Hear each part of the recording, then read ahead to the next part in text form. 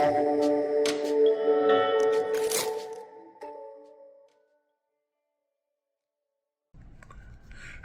everybody, Andrew Kerr from Network Migration Services on my regular blog that I promised I'd start doing last week, and forgive me for wearing my All Blacks shirt for those of you who don't support the All Blacks, but we are playing Uruguay tonight, so I'm decided to support my team from afar. Just a couple of things to discuss today. Firstly, we are literally 4 days away from the launch of the new simplified skilled migrant category, which of course is coming into effect.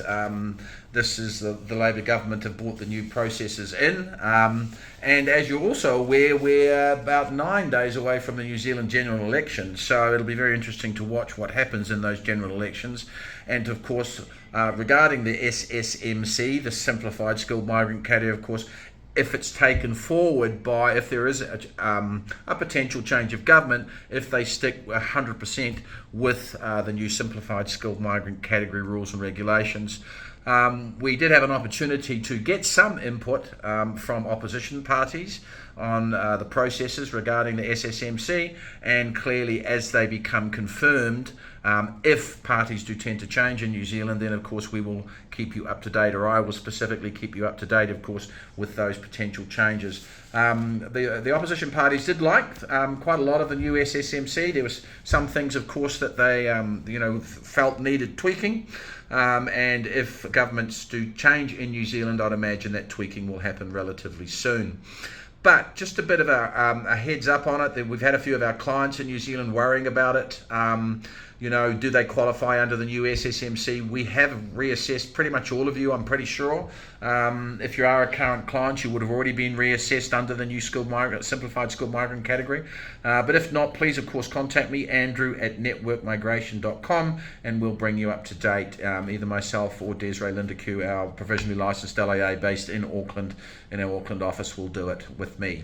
So on that particular subject, just a bit of an overview on it. I mean, I quite like the potential green list, or the green lists that are coming in. There are occupations that are being added to the green list because it was blatantly clear that there were quite a few, especially trades occupations, that weren't on the green list, like fitters, boilermakers, or metal machinists as we call them in New Zealand, etc., etc. So there's quite a few occupations being added to the green list, and have actually been added to the green list. However, they don't come in effect until March next year. So our clients, some of you in New Zealand, are sort of saying, well, can I still count the work experience that I've got or had in the previous period of time?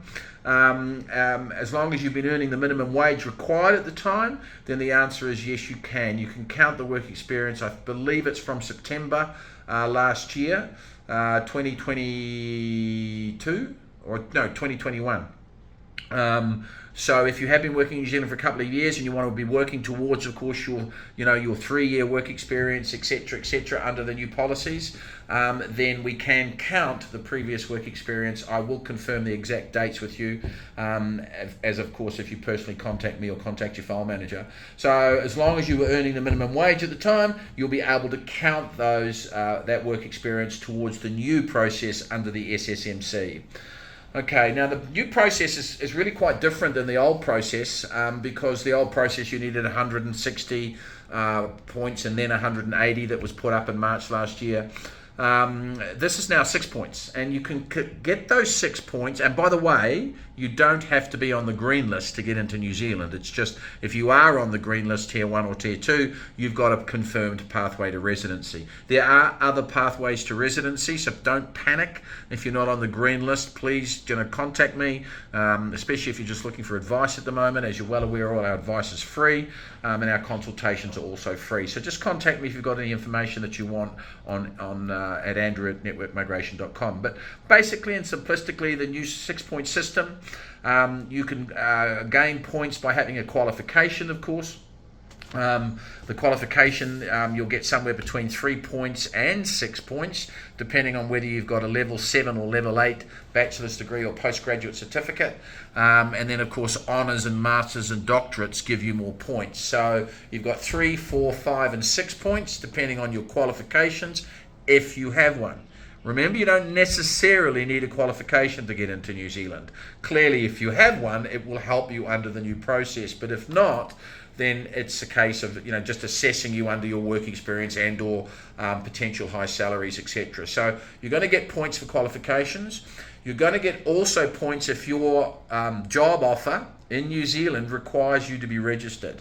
For example, electricians, plumbers, doctors, lawyers, teachers, etc. You'll get points for your registration as well, and clearly as and when you contact me, I'll be able to allocate those points to you under the new rules. You'll also get points for wages earned in New Zealand. So you'll get, if you're earning 1.5 times the minimum wage, for example, the minimum wage is currently $29.66 an hour, and in February next year it goes up to $31.23, I think it is. Please don't quote me on that. Forgive me, I'm not sitting in front of it, but it's 31 odd dollars an hour, or just over that an hour. It goes up in February, but clearly I'll confirm that with you closer to the time.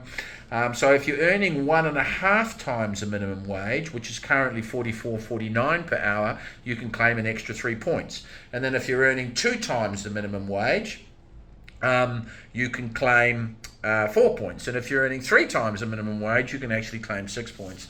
So that's also a way to get points.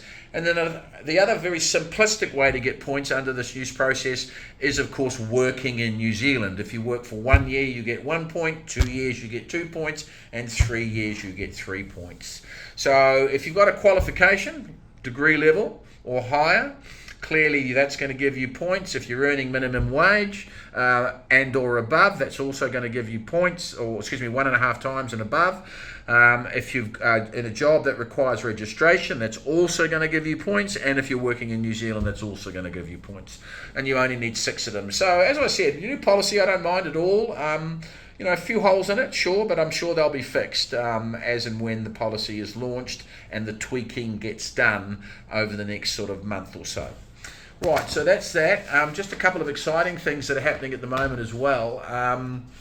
We're going to split doing our webinars moving forward. We've decided to do separate webinars for Australia and separate webinars for New Zealand, just because Australia is getting a little complicated at the moment, and some of the information that's coming out of Australia we need to talk about.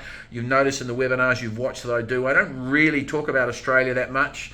But we've decided to give you a lot more input as a general public on what's happening regarding Australia and the processes, and those webinars we'll announce in the next couple of days. The first one is going to be at the end of the month, end of October, and then at the end of November will be our next one. And of course we're then just going to do our standard webinars, and we'll be doing New Zealand only. So we're going to do specifically Australia and New Zealand, and they'll be quick. They'll be about 30 minutes, maybe 40 minutes maximum. I'll be having Desiree working with me and some of my team in order to be able to answer your questions. We'll have an interactive webinar, so you can answer questions and we can answer you. And please remember, ladies and gentlemen, that they are completely free and all the information's free. One of the big, there is a Expo coming up in Pretoria, for those of you who live in the Joburg area and Pretoria area, coming up on the 3rd and 4th of November. At the Menlyn Park Hotel out in Pretoria. So please contact us if you want some information on that. It's an Immigration Expo. A big construction house from New Zealand is joining us at that Expo, or is coming to the Expo. We're having meetings with them next week, just being able to offer them some help and some services. But it's one of the biggest construction companies, if not the biggest, in New Zealand, and they have many different divisions, from roading through to engineering through to whatever. So they've literally got lots of divisions. We're going to be working there with them and helping them, of course, with our client base. But if you are in the construction sector, please send me your CVs to andrew@networkmigration.com, because there's quite a lot of opportunities coming up in both countries in the future. For example, one of the companies that we're working with in Australia has branches, and one of the recruiters we're specifically working with in Australia has branches not only in Australia but also in New Zealand. And they just sent me a list of what the types of people they're looking for, and they would help place and it's quite extensive. I mean, in the trades, it's everything from diesel mechanics, fitters, electricians, automotive electricians, boiler makers, cabinet makers, and engineers, of course, the same. Civil engineers, mechanical design engineers, chemical and process engineers are there. Teachers, of course, across the board. I mean, we all know teachers are in big demand, from drama, French, maths, physical science, English, music, even art teachers, etc.